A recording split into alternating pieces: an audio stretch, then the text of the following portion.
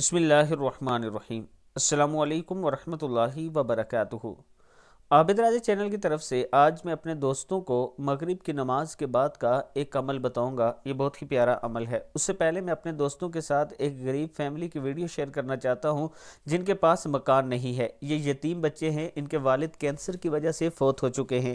یہ سب سے بڑا بیٹا ہے ان کا، اور 2 بیٹیاں ہیں ان کی۔ 3 بچے ہیں ان ماں جی کے، اور یہ خود بڑے ہی غریب ہیں۔ یہ کسی کے گھر میں رہ رہے ہیں اور یہ گھر بھی گرنے والا ہے۔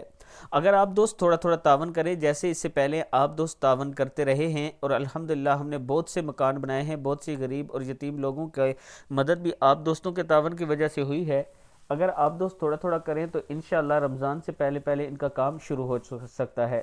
یہ میرا واٹس اپ نمبر ہے، ایزی پیسہ اور جیز کیش بھی اسی نمبر پر ہے، آپ دوست تعاون کر سکتے ہیں۔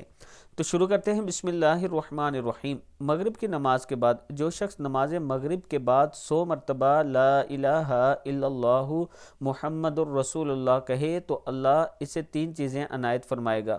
گناہ کی وجہ سے اس کا ایمان زائل نہیں ہوگا، عذاب قبر سے اسے نجات دے گا، اللہ اس سے خوش ہوگا، اللہ تعالیٰ کرم فرمائے گا۔ یہ ایک جو کلمہ ہے لا الہ الا اللہ محمد الرسول اللہ، یہ افضل ذکر ہے۔ حدیث شریف میں اس کا ذکر آیا ہے۔